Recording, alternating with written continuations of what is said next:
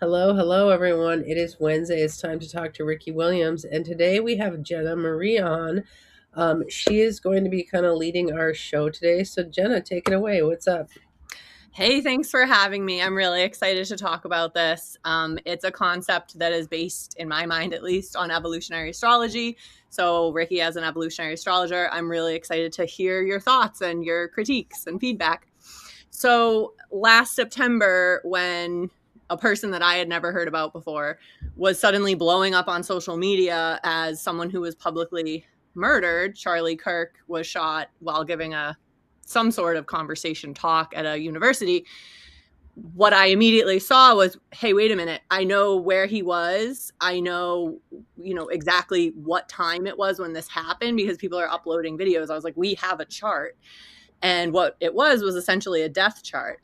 So I thought to myself, if we can look at the nodal story in evolutionary astrology as the south node embodying the energy of past lives, ancestral trauma, however we want to frame that, and look at it as something the soul is coming here to integrate with the gifts of that south node with the potential and the good suggestions of the north node, then could we perhaps also look at the south node in a similar way in a death chart as something that maybe embodied the energy of that person during their life?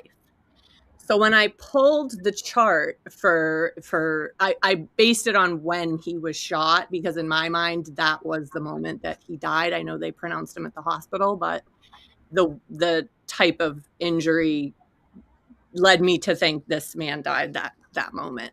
So when I pulled the chart, I saw a south node in the 10th house exactly conjunct the sun and conjunct Mercury, and it was all in Virgo. So it felt like that, like very critical, potentially overly critical voice in a powerful person out on a public stage as if that was their mission to be out there and prominent and very visible. So looking at it through that lens, it made me think there's definitely something to this, potentially, because that self node seemed to wrap up at least my understanding of who he was in this lifetime. Yeah, it sounds solid. A solid start. I mean, uh, I would, if I was going down that path, I would make an attempt to rectify Charlie Kirk's chart. And if you rectified the chart or you had the birth information and you saw similar symbolism to what you saw in the death chart, then I think you'd be onto something. Because for me, the more I do astrology, I realize that it's a science, yeah, 100%. But I think even deeper than that, it's a it's a it's a system of omens. And so I think there's astrology you can follow in a textbook and it's sound, but also I think you can go beyond it once you have a feel for the language that it can speak to you in a billion different ways.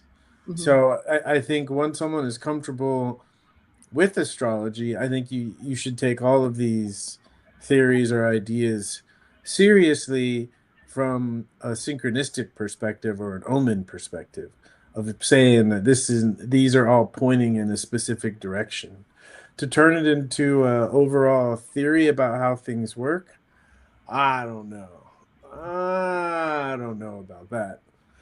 I don't know about that yet. So, would this then be omenology around the death moment that would then apply into the future life? I mean, because Jenna, your theory here is that you didn't so much say this today, but you said it last time of that the death chart is actually the beginning of the next life's chart or something.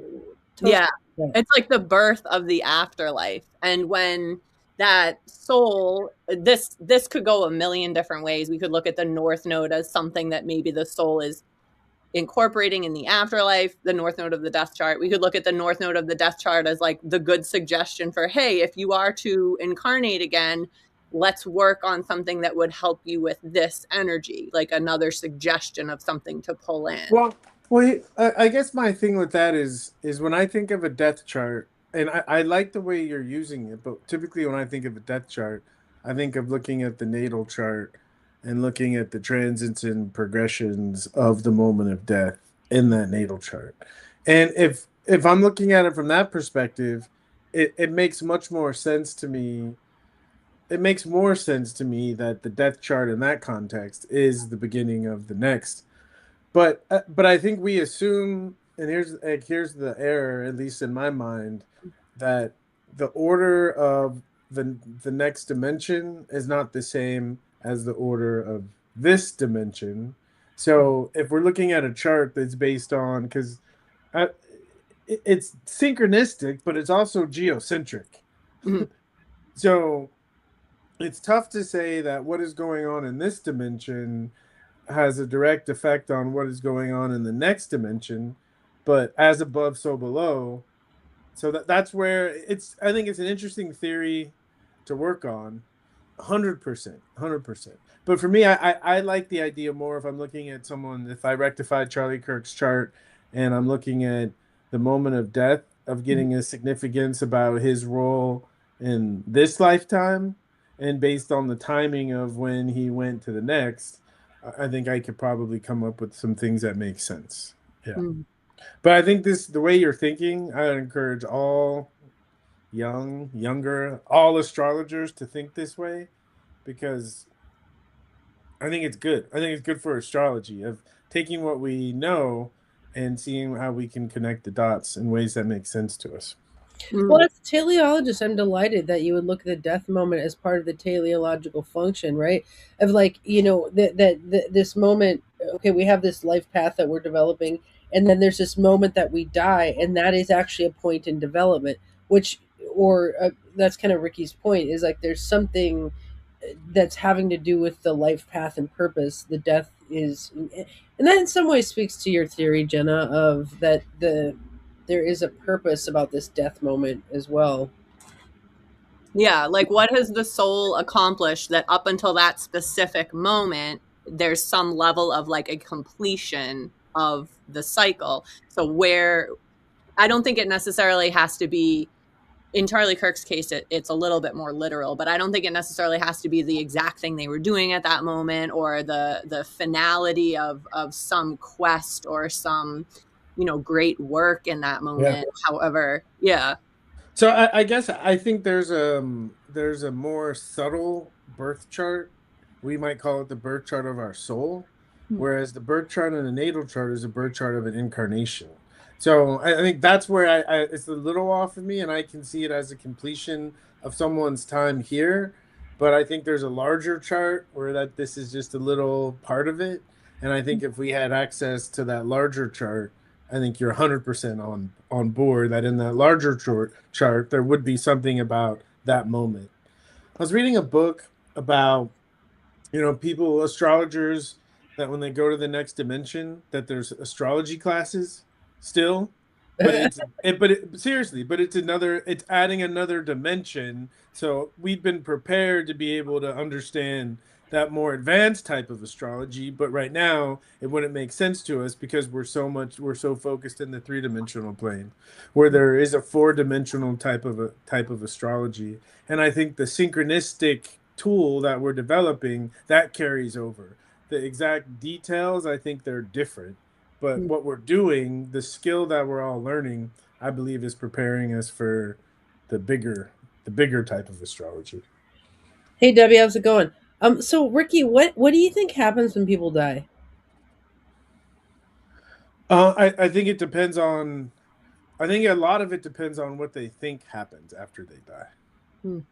I think people that think it's gonna go all black, it's all black until Mm. one day they're like,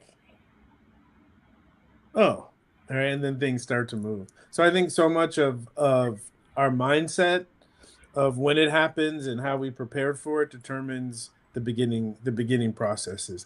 I think that's why we hear so many stories about ancestor worship. It's about creating some kind of connection so that we're prepared in life, because we think about it over and over and over and over again, that when we cross over there's an expectation for someone that knows us, that we're going to recognize, to be there. And I think that's probably one of the most important things, and I think that's why it's persisted, because at least if there's someone you trust that's there waiting for you. You have a guide to help you figure out how to navigate the next world. But I think what happens, I think whatever happens, whatever is going on right now is preparation for that. And I think of, very much like Jenna, I think that life on earth is gestation of a more spiritual life on the next plane. And so we can think of ourselves literally in the womb of Mother Earth being prepared, So to them on the next dimension, we look like little um, we look like little seahorses. When you look at those gestational images of the baby going through the process, that's what we look like from a spiritual perspective. We look like lizards. We look like spiritual lizards. Exactly. I like what you said about like it almost sounded like projection, like what we believe will happen informs our reality of what happens during that transition. Because I was doing some research on becoming a death doula, and I really like seeing astrological clients one time. So if they were dying, that kind of locks in the one time. So I was like, oh, I'll be an astrologer death doula. But what ended up happening was I started finding out a lot about hospice workers and their experiences with death and how spiritual they became as individuals witnessing this process over and over again.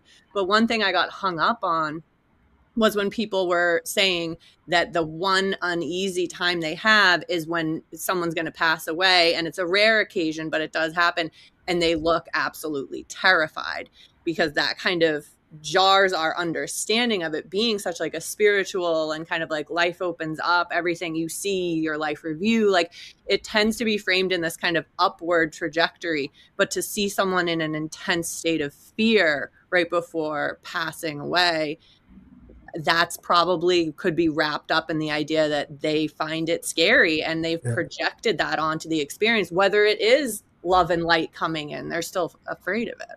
Yeah.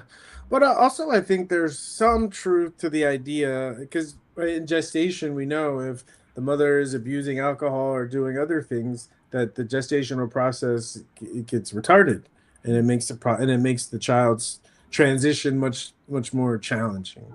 Children can do it, but it requires more effort.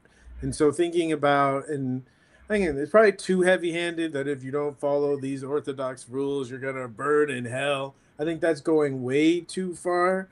But I think there is something about what we're being prepared for, what we call a spiritual life. In my sense, is on the next level, we don't have the bodies and we don't have talking the way we do to be able to obscure what's really going on with us. Mm-hmm. And I think on the next level, you just see what's really going on with someone. And I don't believe in hell and heaven, but I do think on the next level, we do go to the area that matches our most common frequency.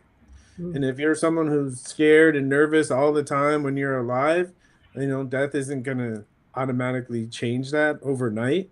If you've done the work to deal with that on this plane, you won't have to deal with it on the next. But if you haven't done the work on this plane, it doesn't just disappear. You still have to keep doing the work. Again, it's sometimes translated as purgatory, but I think of it more like summer school. Which feels like purgatory. Yeah, and it makes me think of how somebody can have really intense natal aspects, which create natal states of internal conflict, and that they could have transits to those while dying. Like, let's say they have a Moon, Saturn, Pluto T-square or something like that, and then they have a transit to that while they're dying. They're going to do their Moon, Saturn, Pluto T-square about death, right? Whereas when they were alive, they did it about love and child rearing and all this kind of stuff. I mean, but if somebody has a kind of graceful chart natally, they might be more on the graceful side about death.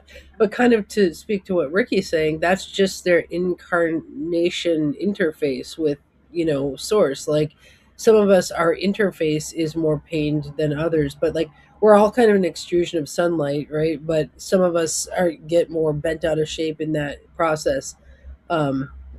It's almost like the meat suit is scared, but is the soul really scared of it? Is the soul really scared? Yeah. I when thinking about death, Steve, he doesn't do it anymore, but he used to do a class, Sex, Death, and the Occult. And in this class, he wouldn't allow to record certain sections because he would talk about death charts. And he just didn't want it to get spread out and scare people. But we went through examples of people who have died, and we looked at their 8th house. and saw that in all cases, the eighth house does give some kind of indication about how someone will die. Um, This is interesting because I really like what you guys are saying about that moment interacting in the chart, like as the transits being the death chart, Mhm. because granted we don't have a time of birth for Charlie Kirk, we have a date and a location, and his north node in the chart is in Sagittarius solidly for the whole day. Yeah. And the Mars in the sky on the day of his death was at 22 Libra. His Sun Jupiter conjunction is 21 and 24 Libra. So it's Yeah. very much like this martial activation of his North Node ruler as well as his life force But energy. so yeah, but to me, because we're seeing an actual event, Mhm. death, I wouldn't so much lean into the North Node ruler. I Mm. would lean into that Mars is probably activating one of the rulers of the eighth house. And or there's a Mars aspect natally to the ruler of the eighth house. As I was saying before, part of, if someone has Mars, example, connected to the eighth house, there's a higher chance than normal that their death will come at the end of a weapon, a bullet. Mm. So, but so I would use it. I would use that information, and I have rectified Charlie Kirk's chart. Um, when all this happened, because I think you have an event, so it's a good to me. It's a good motivation. You got the energy to do some kind of rectification at that point. Interesting. I'm still stuck on his Mercury Mars conjunction in Scorpio. Yeah, that's it. I think it's in the first too. If you look at what he did, what he was known for, his personality. You Like know, that is so crazy. Like you totally got hurt because of the stuff you said. That's yeah, Mercury Mars, right? Like, yeah. um, yeah. Well, I was going to ask a question. So, well, as far as the style of people dying in their eighth house, like, what does that look like? Like, That's what I'm saying. So that I think a good exercise would be for people, especially if you have, well, we all have planets that rule the eighth house, but looking at the eighth house ruler and trying to come up with a realistic idea of how you might go. You know, so uh, I have Mars conjunct Venus in the eighth in Aries, and Mars rules my third house. So I'm going out getting a BJ while I'm going 99 on the freeway. Woo! No. oh my god! So glad I'm not going out getting a BJ. I'm I completely have joking. Capricorn on the eighth and Saturn and Leo on the third, so I'll be going out reading a textbook about self help. Yeah. But I could really see myself dying in a car accident because I drive really, really fast. You do? I do. Yeah. That's not safe, Ricky. Well, okay, I have a crazy I question. know. That's what I'm saying. That's how I know that's where I'm going. But if someone said drive slow, then I'll just do this anyway. So that's why I'd rather just drive fast. Well, how does your wife feel when you drive fast with the kids in the car? She drives fast too. Oh, She does a okay. good job of pretending that she's not scared when it goes too far. So that's good. Oh, wow, interesting. I'm going to ask a hard question to you guys since we're talking about death. How do you feel about the possible death of your children? It's my Possible, greatest fear. but you say possible, but they're gonna die. Like before we die. Yeah, like what if one of your children died today? Because we're being so hyper philosophical about death and acting like we know there's life after death and blah blah blah blah blah. Does that affect how you would interact with the death of one of your children today? I think for me, I'm such I'm such an astrologer. It would be research. Hmm. Because, again, I don't have a judgment that death is bad, so I'm curious about it, and to be that up close with the soul that decides to go earlier than normal, I'd be fascinated in the dynamics of it. Okay. That's an interesting term to use. Fascinated. Kimber asked me, who you'll meet in a few weeks, but Kimber asked me the other day, just a little light conversation, another astrologer. She said, Jenna, what is your biggest fear in life? Like your biggest fear overall? And I was like, I thought about it for a minute and I was like, if my kids died before I did, that is my greatest fear, is being alive for their death. But I think that it's because I've done a lot of journeying around this, and I know that one of my core wounds has to do with abandonment and separation, and like that cycle of forced severance before it feels ready. So it's informed by that. And whenever I've had psychedelic journeys for healing and they go the route of you need to learn through darkness, the message that is something that recurs, is living through the experience of outliving my children. Yeah, I guess for me, like my youngest, my 4-year-old has Mars opposed Pluto. His Mars, Pluto in the first opposed Mars in the seventh. And so I just looking at his chart, I kind of think about it. I kind of think about it all the time.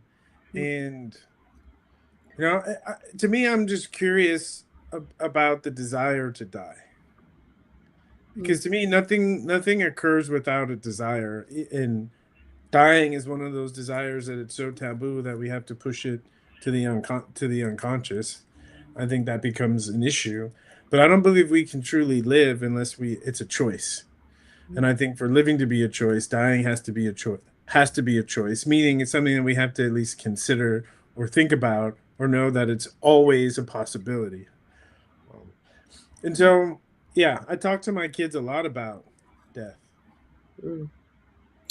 Yeah, I have to say I'm a little bit autistically calculative about it as well. I mean, I feel like I have a similar mind frame that as Ricky. Like, what I know is if my child died, I would still have sunlight hitting my eyes every day, and I would still have to deal with all the chi that was in me. It's like, could I die with her death? I could not die. The sunlight would not let me die, and so I would be still here on Earth figuring out how to making meaningful life as my child was gone. And I think, I obviously would do a grieving pattern that would go on and on for a long time. I mean, like I think I would, there would be a soul ripping, like Debbie's saying. Like I anticipate that would occur, and also I know that I would not die in that equation, and so there would have to be a life going forward with that.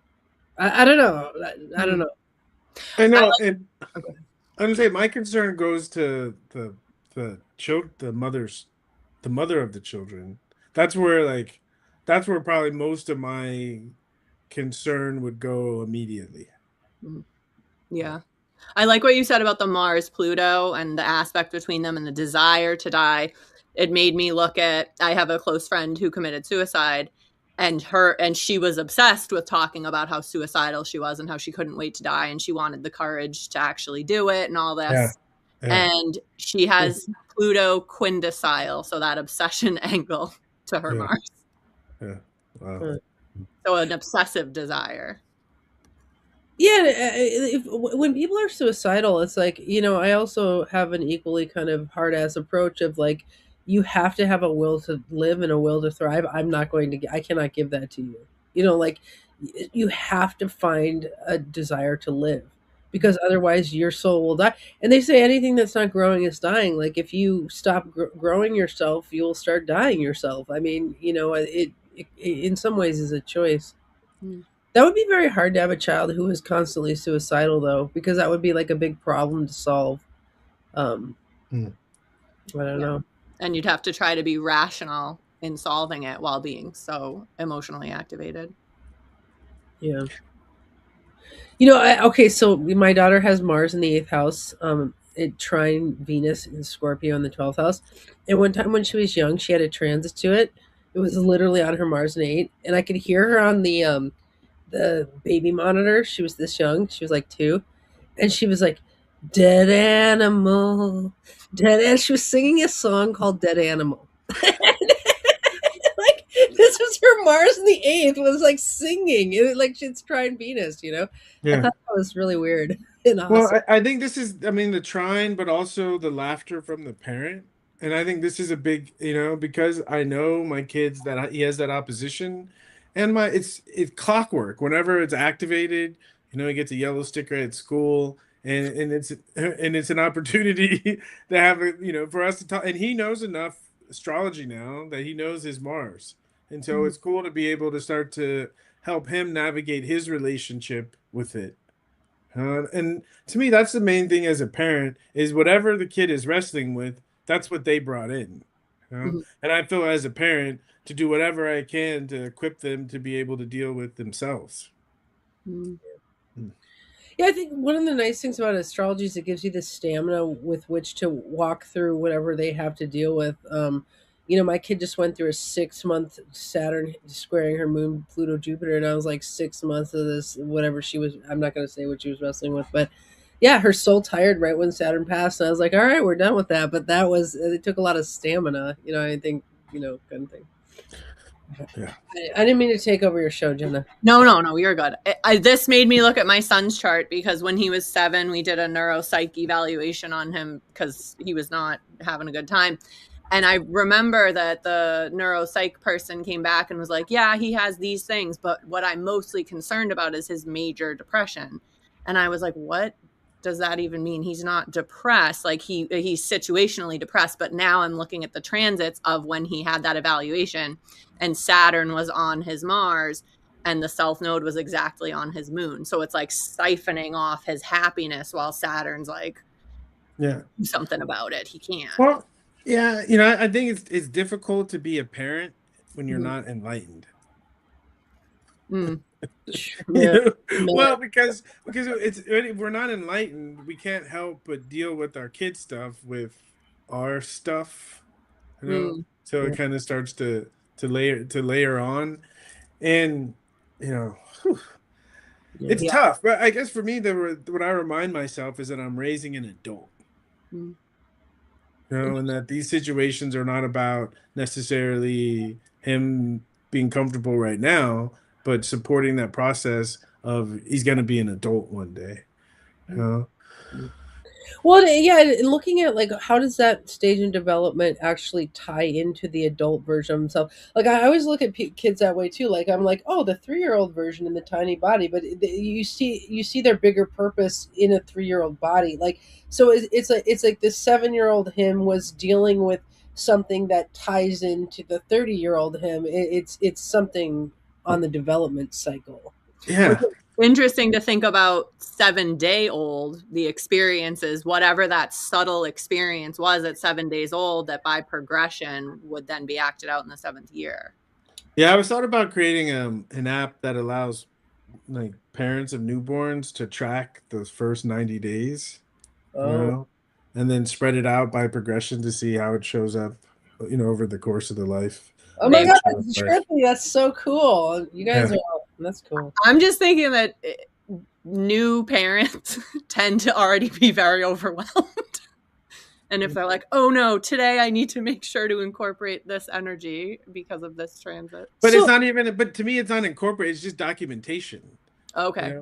Because to me, a birth chart shows the beginning, and at the beginning, everything is unconscious. But as soon as a baby is born, things start becoming more and more conscious. And so the patterns that we see, even super early on, are the same patterns, or it's made of the same essence of the patterns that we see as an adult. And I always wonder, as parents, if we have the ability to take on the energy of the squares and the oppositions, so that right that because I think what you're saying, Andy, I think so much of the development, it depends on how much the parents get in the way, how much the parents support the development, how much the parents, because we don't realize it's just a phase where we keep the kids stuck at a certain point that they can't move past because we couldn't move past it. And so this idea of just potential and thinking of especially the newborn, it's just all potential. And as the baby starts to grow, being able to recognize the potential. And for me, it's part of it is shaping it, but part of it is reflecting it back to the child so they can appreciate their potentials. I mean, it's so cool, my 4-year-old, how I can tell he's going to be ready for later because he already has language around Mars. Already has it. That is so cool. Yeah, I dealt with a pretty like Marshall chart for many, many years. He had a Sun Mars conjunction in Leo. This is an adult. But one of the reasons we got through that Sun Mars, even though it was quite abusive, was that he would acknowledge that it was there. So he'd have a transit and I'd be like, "Oh my God, Sun Mars." He's like, "Yeah." He's like, "I'm totally Sun Mars right now." Like, I like and like the fact that he verbalized that really helps. I mean, yeah, that's a huge thing. Okay, let's turn to posthumous living. How does the death chart, or let's talk about posthumous life. Like, what do you think Charlie Kirk's posthumous experience is going to be? And does that have anything to do with this where the soul is? I mean, I don't know. What do you guys think posthumous charts work, like transits after death? Yes, because we I see it think that like, I think they work related to the person's legacy here. I'm mhm. not sure they so much relate to what they're doing next. Yes, Because the chart is a chart of an incarnation, and there's a soul that takes on that incarnation and the energy flows through, but I think the actual chart does represent the incarnation. hmm And we can get clues. I think we can find clues in it. We can find the essence or the soul in the person in the chart.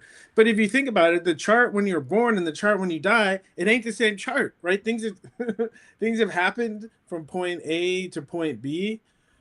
And I think if you study the chart and the life and you have a sense, I do think you can get a sense of the trajectory someone is headed. Because I think there's certain common things like a time of reflection, but also the thing that whatever we're doing here, like I said earlier, is gestation for what we're doing next. So we can assume that his experiences here in communicating certain things, right, are going to carry over. And my guess, he's got more space to be able to do that because of the body and the region and the politics. He was really confined to only being able to think about and talk about things in a very narrow scope. And now with the vision he has to be able to see more clearly inside of people's souls and really understand what it means to be a woman or a man incarnated, I think it can expand his ideas and his visions. And I think it has to be, in my mind, has to be something in that trajectory. Because if we think of earthly life, we're limited by our parents' ignorance. We're limited by our community's ignorance. And I'm talking about spiritual. We are so many limitations to earthly life that unless we understand that, and that one of the things about what happens next are there are less limitations, then I don't think only then can we start to really get a sense of what comes next. We can see it a lot in like musicians charts that either the band broke up and you can see it in the band's chart, or the musician, the soloist died and then their music has a resurgence like years later. And even recently with Dolores and her public expression of what happened to her as a union organizer and an activist, Cesar Chavez's chart is also being activated, even though he died in 93, as she's coming out with, like, Uranus is crossing his midheaven. Like, that's crazy. Like, it's kind of perfect for what's going on. Well, that's a great example. The chart is the incarnation. It's the interface of the human. Like, it's so, yeah. Anyway, I mean, again, I don't think he's up in heaven turning over in his grave, but there are things going on down here about the image of the man when he was here. No doubt about that. Huh? Well, I think about this. Okay, so let's say an outer planet goes through a certain sign. Like, let's say Uranus is going through Gemini, right? For the population at large, Gemini things will become very interesting. And so if somebody was a Gemini in their incarnation, and they did Gemini behaviors, wrote books or novels or something like that, then as Uranus goes through Gemini and everyone's kind of in that Gemini experience, that Gemini nature of that incarnation will be highlighted again at that moment, stuff like that. Yeah, 100%. I agree. Yeah, I think that's Exactly. exactly. Think of like Jimi Hendrix and the tone of his guitar. I think he's like a super Cancerian Sag or something like that. But like that Cancerian tone of the guitar, it's like when we have things go through Cancer, that might be interesting to people to hear that tone or something, kind of thing. Yeah, I like that a lot. The problem is I just don't have that many death charts. People aren't very public about the moment that they died for us to compare and contrast. What do you think about people predicting death? I mean, people used to do it a lot, but I think for me, in order to do it I'd have to know the person. Hmm. You know, the way Stephen talks about it, he calls them exit ramps. That you can see certain times when external circumstances, and then you look at the chart and you see heavy stimulus to the nodes or Pluto or the eighth house, that they're, he calls them exit ramps, that if someone wanted to leave, it's easier. It will require less effort. And that's the way to think of death charts. The way I think of them is when there are serious activations to the eighth house, is that the path to get to the other side is shorter. Mm. And that's why you have to be careful, because if you're not conscious of it and you don't realize that it's shorter, you might take risks that you wouldn't have taken if you knew. Yeah, dying is as magical as being born. I'm just like, and then the person stopped needing to breathe. Like, what is going? Like, it just seems magical, right? That the person could just die. Well, you know, it is magical, and I think like anything in life, it can happen at the right time. It can happen where it feels like it's too early, or it can happen where it feels like it's a little bit too late. And I say feels because that's a subjective sense. It's like if we all knew how many breaths we had, if we all knew and we acted accordingly, we would have enough time to get everything done, but we don't. And you know, I think we all have the ability to be conscious of it, right? And it's one of those subtle things is if we allow ourselves, I have a sense, and you'll hear people that die young. You'll hear them talk about it before it occurs, right? People will have a sense. I have a sense I might get to my 80s, or I have a sense I'm probably not going to get to my 80s. I think if we pay attention, we can have a sense. And I think the more of a sense we have, I think it adds a little bit more leeway into that sense, Mm. right? If I have, I asked my spirit guide, and my spirit guide told me I was going to die when I was 73. And then when I quit beer, weed, and cigarettes, my spirit guide revised it to 93. yeah, that's what I'm saying, right? And I think right, the more we're in touch with it, we can realize sometimes, some days it might seem like it's 83, and if we're going through a really difficult time that we're not prepared for, right, temporarily, that number can go down. I think it's kind of going like this, and that's why it's important to always have your eye on it. What does it feel like today? Mm. Well, Yeah. I think asking your oversoul to give you some intel about death is kind of cool because it's a planning thing. Should I plan as if I'm going to die tomorrow, or should I plan as if I'm going to be here till I'm 93? I better be pretty nice while I'm alive because I'm going to be dealing with what I do for a lot of years. Like so. I think how we live could depend on how we're going to die or what that Of age. course it, right? Of course it does, and I think that's why it's so important. It's so important. I think if you have a sense of how you're living as you get older and older, you're getting closer to have a sense of how you're going to go. And I think the more sense you have of how you're going to go, you can have more input. Mm. I remember looking at charts so my husband is 30 and his chart has a very interesting, like it has a sailboat aspect pattern with that yod straight to his Mars at the top of his chart. And we were looking at someone who is I forget the guy's name, but he's a chronic steroid user who was born like 2 months separate, 2 months different than my husband, and his chart just lines up very similarly and has a yod, but it's just in a different direction because of the moon's movement. And I remember being like, you guys look like you have very similar energy in your chart. However, you are young and fit and, take really good care of yourself. And then this other person literally, I wish I knew his name because you guys would know him, but his body is like shutting down because of how much he has already used his life force energy. He's already kind of spun his chart's energy so much in his first 30 years of life that it's like, did you use that all up at this point?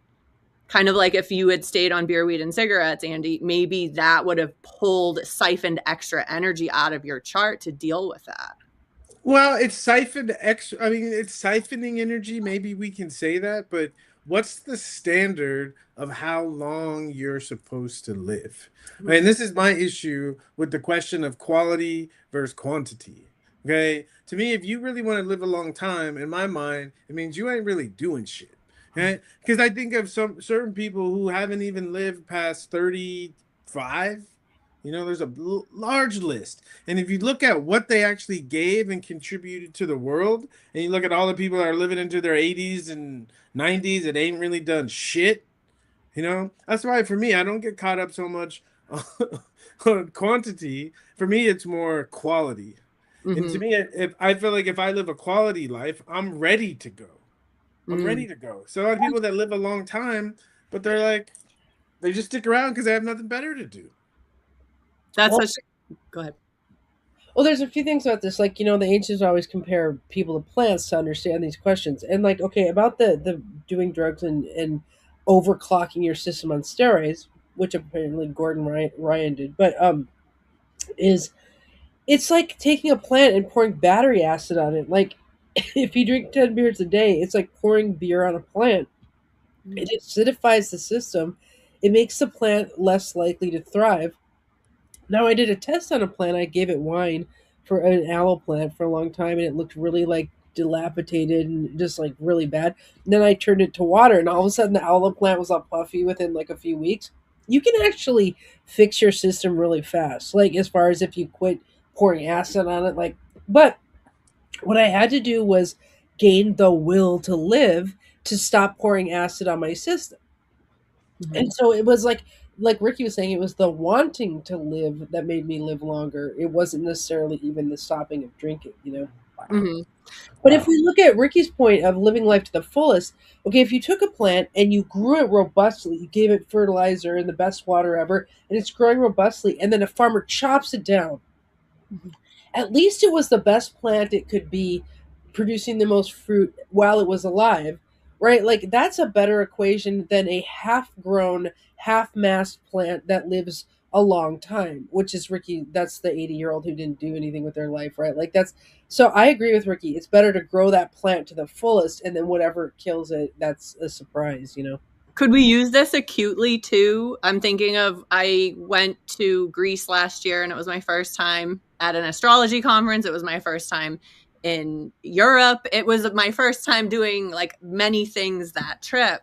And I remember when we got to the airport, me and the woman I was traveling with to the astrology conference, something happened that like the both of our tickets we booked separately like weren't in their system even though we had just printed them at the ticket, like there was, and I just looked at her, she's very mystical, and I was like, this is divinely guided.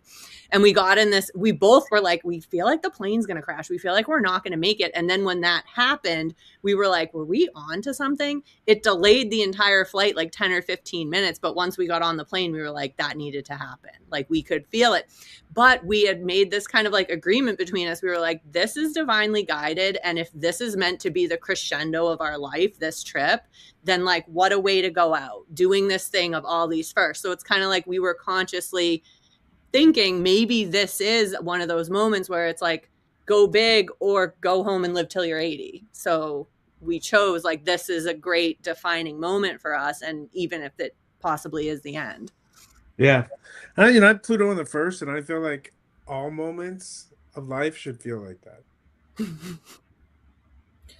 Yeah, I'm reading this book. It's called "Live Life to the Fullest: Bloom and Grow Above the Crowd" or something like that. But I think we would get back to the children. I mean, would you guys say that if our kids are living life to the fullest, then their death isn't as tragic as if they were underexpressed? Mm. Like, I guess that's kind of what I arrive at, is like, I want my kid to live a full life, and Oof. That to me, it could almost be the opposite. It's like there's my friend lost her 10-year-old, and in his memorial, they're just showing all of his Pop Warner Little League football highlights. And this kid was special. Like he had already had a reputation in the town, and everyone knew that he was going to go to the next level and to the next level. And then all of a sudden, it's all over. So from the outside, we might say a kid that's living his life to the fullest and it got cut short, it's a greater tragedy, right? Mhm. Where where I kind of, look side eye is that's what everyone around him thought was living life to its fullest. But was that really living life to its fullest? Huh? mm, Yeah. And to a certain extent, I'm not sure if kids are not living life to their fullest. Typically it's what the parents are doing to the or parents are doing to the kids. Because I How did think how did kids in nature, they can't help but live life to their fullest until we tell them to be quiet and shut up and sit down and And go maybe to that's why sleep. life expectancies were shorter And back go to then. sleep. Yeah. You were living life to your fullest already. In different circumstances where the environment didn't support a long life, where I think our environment now does support someone living life. And it's interesting when we say to the fullest, because I think one of the issues for me with the drug epidemic is that for some people in this modern environment, in order to live life to the fullest, right, it's facilitated by the use of drugs. And I think that's because we don't have more external structures that support the spirit, that support those experiences. And so people can only have to get them in secret and internally. Um, Hmm. so I think to live life to the fullest, we have to have more allowance for expression of spiritual potentials. Maybe also on that idea is culture and society, our parents, our collective trauma, or whatever, however you want to phrase it, putting all this pressure on us. We aren't in touch with our authenticity. We aren't in touch with it as easily as before, which therefore makes certain transit cycles that weren't available 500, 1,000 years ago. Now they're necessary. You have to have your Uranus opposition to individuate because of what Yeah. society did to you. Yeah. But also, I think it's also because individuation is a thing now. Because if we go back far enough, they hadn't even discovered Uranus. So, Mhm. because it's a growth process. So, in order for someone to individuate, they have to first be attached to a matrix with which to individuate from. And I Mhm. think humanity, right, civilization had to grow together to have these things for us to individuate out of. And I think that for me, the way that I deal with trauma is an evolutionary mindset. Is that if it's evolution, then what is the value of trauma in an evolutionary scheme? Hmm. Evolution. You Mhm. know? Wow. Yeah. Yeah. I like what you said about your Pluto in the first, because you said that like everything in life should feel like it's worth dying for. And I was Yeah. like, well, my Pluto's in the seventh. And I very much believe my relationships are like life or death. Like, I'm like, I'd die for this person. Yeah. I'm glad I'm married to you. That's another story, Ricky. We got married in an episode. Um, Congratulations. can I tell you guys about a story when all the planets went in Capricorn through my eighth house and Pluto opposed my Mars from eight and squared my Sun for a few years, and that was a really interesting transit because I started to get the obsessive feeling about that I might not that I might die, but what if I died? What would what would happen to my daughter? Right, like that's Mars and Cancer. Like I was and square the Sun in my fifth. And what ended up happening was that's when I started crocheting, and I started that's very Mars and Cancer crochet. But I would make her all these dolls and blankets, and the idea was if I die, I could leave this here on Earth for her, and she would still have a piece of me here cuddling her on Earth, basically. Like so, that's the thing is I kind of figured out how to not surpass my death, but how to leave a parts of my soul here on Earth so that if when I die, I haven't really died to her in total. But I thought that was kind of an interesting transit. Mm. Well, to me, that speaks to what we would call a successful transit, because I think transits are attempting to give us inner or a mental experience. And it's only when we block out allowing ourselves to think about our children dying and what that might feel like and what we would do about it. Because to me, that if it turns into action based on sitting with that, then the energy of the transit was able to move through you, so it's productive. If it gets stuck because someone doesn't want to think about it, then it's like something has to happen from the outside to give us the internal experience. Yeah. But even the external thing, because the only things that we take with us when we lose this physical body are the internal experiences. You know, Yeah. and so I think to me, I honor, like I have progressed sun transiting my Mars Venus in the eighth, And when I talk to my kid and he talks about being old, I always say, if I'm still alive, yes, I'll be there. If I'm still alive, yes. If I'm still alive, yes. And I enjoy sitting with the energy, expressing it, because then it doesn't have to come after me. I invite it into the room. Mm.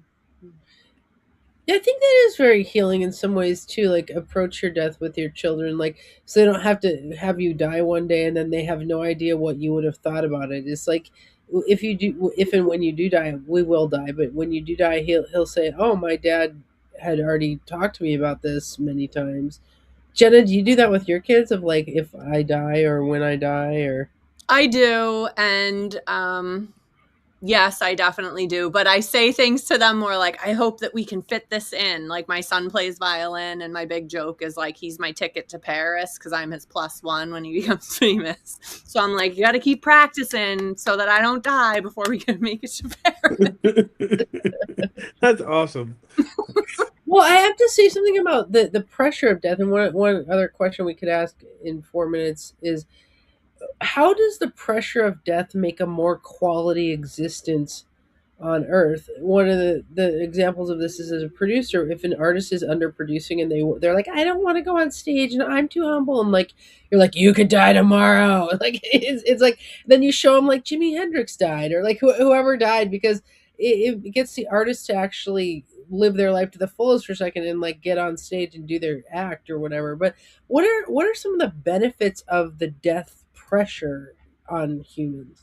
Yeah, and a technical point, anytime I think one of the ways, the times that I lean into the death pressure, and I think it's part of any kind of transit or progression to a eighth house ruler, is I think that's when we have most access to the value of the death pressure. And I think it wakes us up. It's so easy in the age of television that we all think we're in a dream.